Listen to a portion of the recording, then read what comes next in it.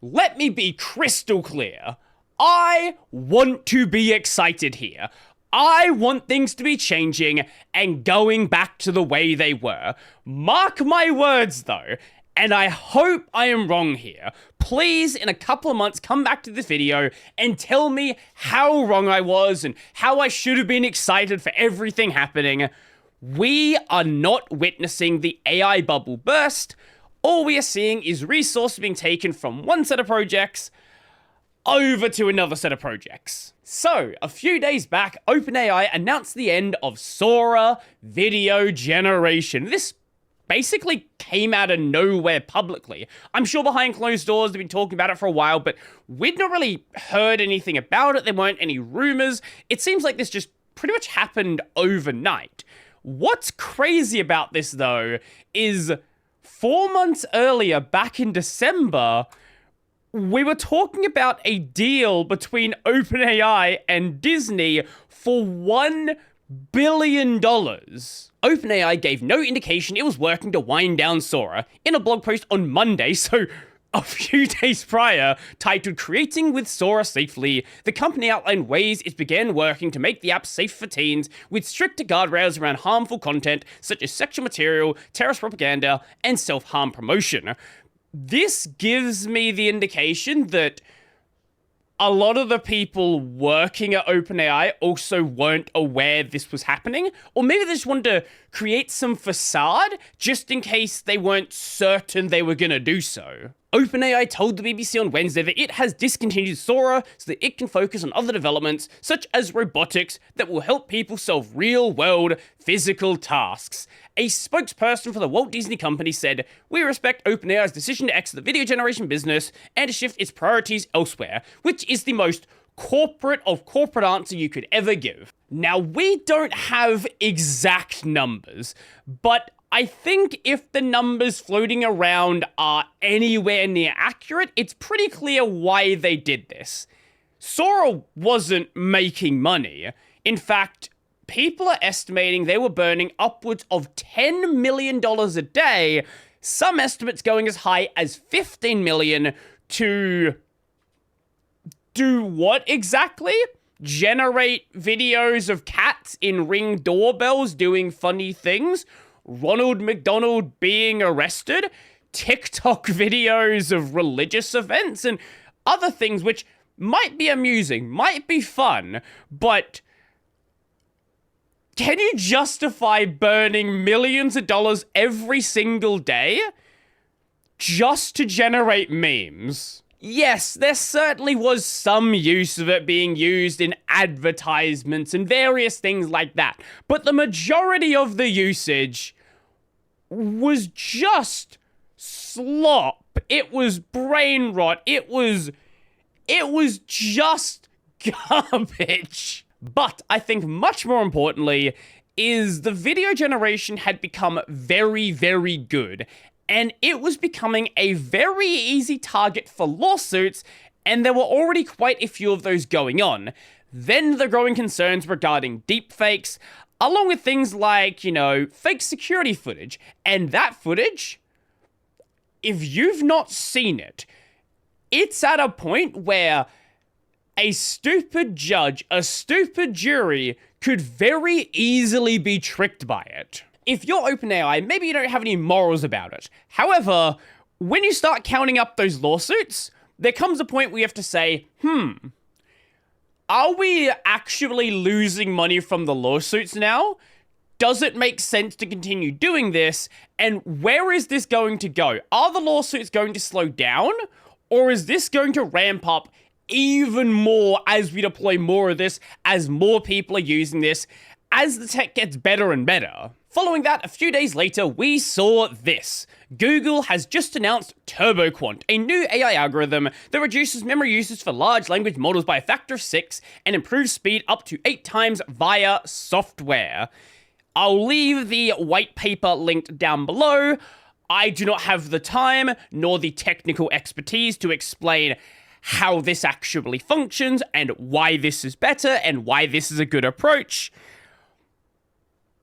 I'll leave this below. Have a read of it yourself. So here we have Google's announcement as well, introducing TurboQuant, our new compression algorithm that reduces LLM key value cache memory by at least 6 times and delivers up to 8 times speed up, all with 0 accuracy loss, redefining AI efficiency. Read the blog down below. The non-technical explanation here is more done, less resources. That's the part that matters. Most likely, as a direct result of that, we have the stock graphs. Now, these are from a couple of days ago. I'll show you the more up-to-date ones in just a moment. And for Micron, it is not going amazingly for them, at least in the short term.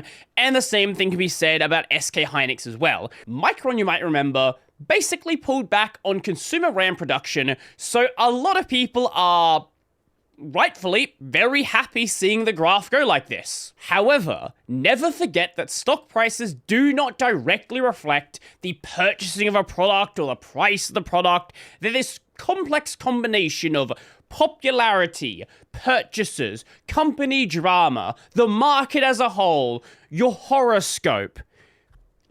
In other words, vibes. I did say the Micron graph was a small excerpt of what it actually looks like. So this is the past day, it's going down. Past 5 days, it's going down. Past month, it's gone down, but notice this here. Let's go the past year.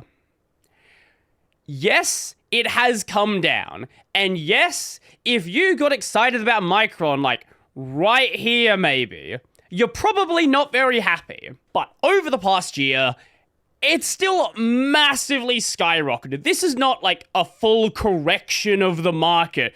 Micron just collapsing to where it was before. We're still very much in the AI hype bubble. What you're seeing is some sort of uncertainty, some questioning about how much of this RAM is actually needed. The exact same can be said about Samsung Electronics. Past 5 days, gone down. Past month, again, you have this spike here. Past year, it has still massively skyrocketed. And again, SK Hynix, past 5 days, gone down. Past month, you have the spike here, goes down. And past year, it has also shot through the roof. So, once again, this is not a collapse of everything. This is a minor correction, because if you're someone who is investing in these RAM companies and you see, oh, there is a way that is now 6 times more efficient, are the companies that were buying up all the RAM going to keep buying up all the RAM? Does number keep going up? But a lot of people are seeing this and saying, oh my god, is the end finally here? Is the bubble going to burst? RAM, it's finally going to go back to normal, and finally, I'm going to be able to afford a PC. Actually, not just RAM, storage as well. If you've not looked at storage prices recently for anything flash-based, so an SSD and NVMe drive, it's not as bad yet, but it's getting pretty bad. Along with the stock prices, there have been posts like this. DDR5 RAM prices have dropped for the first time in several months. Corsair Vengeance 32GB 6000 MHz kits are now available for around $370 on major retailers like Amazon and Newegg, down from their previous levels by $40 to $100. The decline may be linked to Google's recent TurboQuant. So, no prices here, but there have been other posts like, this one's this one's a lot more ridiculous. G-Skill DDR5 RAM have cuts 50% from $999 to $509 due to the AI bubble have lost. We won. Now, the fun thing about this price is this was actually not real. This is a real price. You can buy it for $509.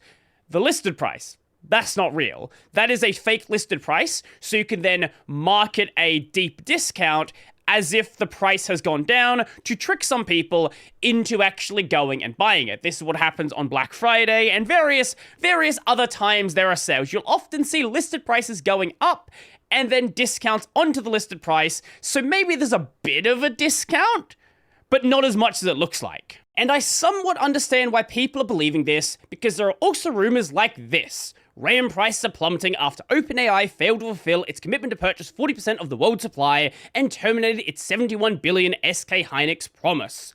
Turns out Sam Altman buying up 40% of DRAM wafers was actually him writing letters of intent. Letters he supposedly had, such has no intention of converting to actual purchases now, and memory manufacturers are just getting dumped on today. My understanding of this situation is there's no evidence of this being the case. I'm actually not sure where this started from, because there's no confirmation from any reputable source that this is actually happening. Now, do I want it to happen?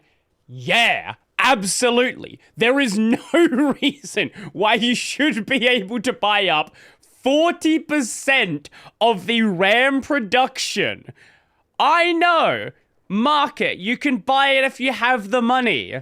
But that's insane. Now, regarding the prices, so this does seem to be somewhat accurate. I don't necessarily think it's related to TurboQuant. So we actually are seeing some listing for RAM slightly going down. This is a drop of about $30 or so. Here we have another little bit of a drop.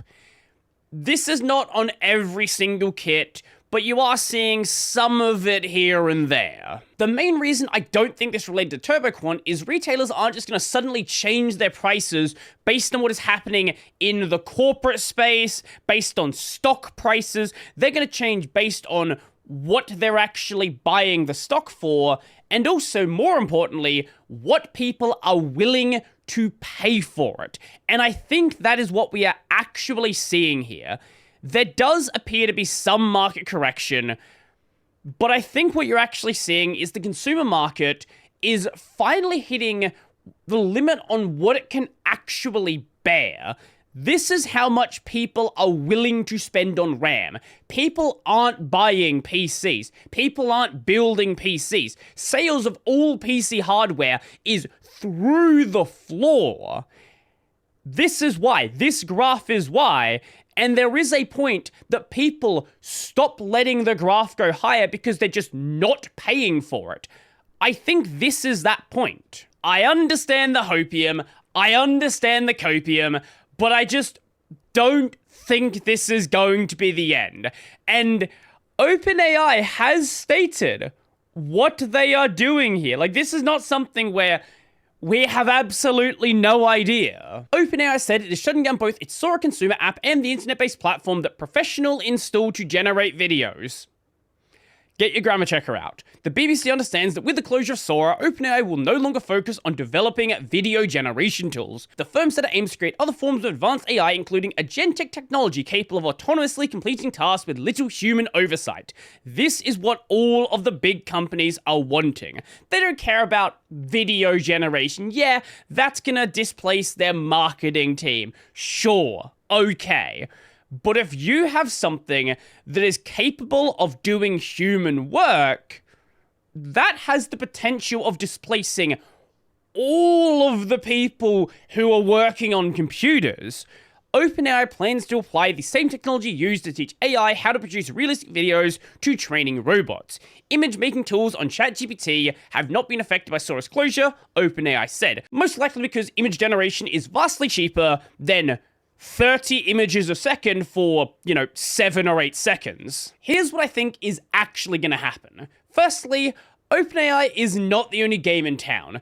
Google is also competing in this space as well, and you also have a bunch of Chinese companies that you probably haven't even heard of yet. If one of them fails, the next one just takes their place. If OpenAI says, oh, we can no longer buy 40% of the RAM supply, someone else is going to come in to buy that contract. It's not just going to, well, let's just send it back to the consumer space then. Totally fine. No. There's another data center. There's another company that's going to want that. And just because they're shutting down Sora does not mean that OpenAI itself is going to be shutting up shop or cutting back on what they're doing. Here's what I think is actually going to happen, okay? OpenAI is going to continue buying up all the RAM they were buying up before, and others will keep doing the same because that's the way things are going. But thanks to this TurboQuant stuff, they're just going to use it a bit more effectively, a bit more efficiently, and with that, be able to produce better and better results. And as you produce better and better results, that's going to excite the investors. And then rather than seeing a reduction of RAM purchases, you might actually see the exact opposite, and the problem actually gets worse. Now, I don't want that to be the case. I really don't want it to be the case.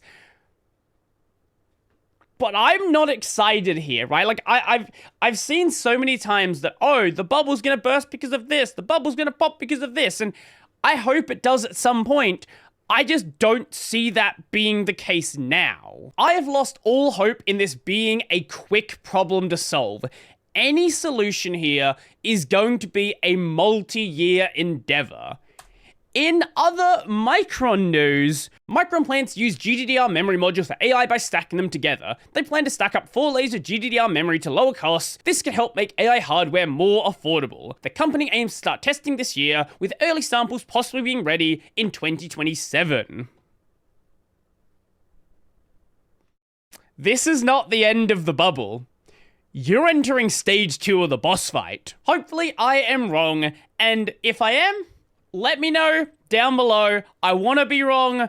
I just don't see it happening. I've lost all hope here. So, let me know your thoughts down below. If you liked the video, go like the video, go subscribe as well. And if you really liked the video and you want to become one of these amazing people over here, check out the Patreon, subscribe, Daily Bearer Pay, linked in the description down below. That's going to be it for me, and all I want is a measly bit of RAM.